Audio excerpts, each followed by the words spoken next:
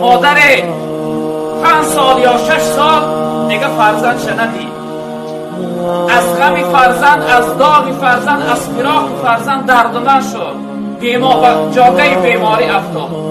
دایم با فرزندش میگه با تلفن صحبت میکرد، دایم صحبت میکرد فرزندم پسرم بیا من از تو چیزی طلب ندارم، نه پول دمن در کاره، نه مال دمن در کاره، نه دارندگی، هیچ چیز از تو من در کار نیست، فقط تو را میخوابم. این فرزند میگه دایم وعده میداد که مادر جان میام، من از دیگه میام، فقط وعده میداد. مادر به حالت افتاد که بیماریش خیلی سخت شد، خیلی با بیماریش یعنی به جاگه مرگ افتاد. فریاد کرد فرزندش گفت با بچه‌م زنگ بزن آخرین جمله ها مقدی صحبت کن.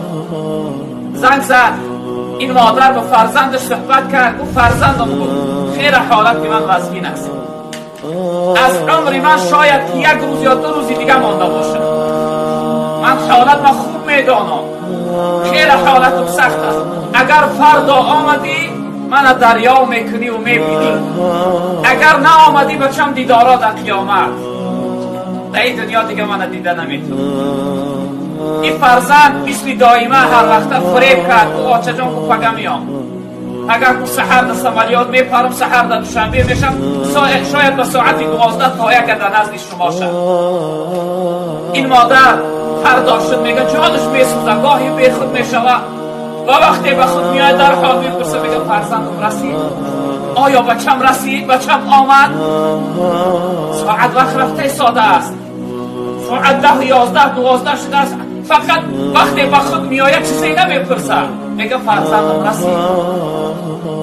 ساعت به 1 رسید، میگه در نزد این مادر دختری کلانیش نشسته بود، دخترش فریاد کرد، صداش آهسته آهسته میبرامد، دیگه قوتی نمونده بود که بلند گپ زنه. دخترم گفت نزدیکتر بیا. چی میگوی آچه جان؟ آخرین آرزویی که من از فرزندم داشتم، این آرزوی من تو بجا میاری.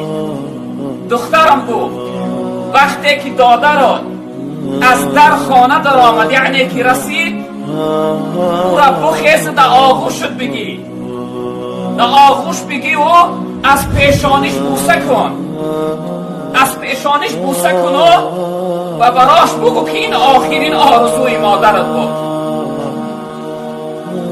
براش بگو که مادرت میخواست که آخرین بار تو را در آغوش بگیره و از پیشانی بوسه کنه. دیگه مادر چیزا گفت، چشمها را پوشید، دیگر چشمها را نکشید. بعد از این جان به جانان سپاری.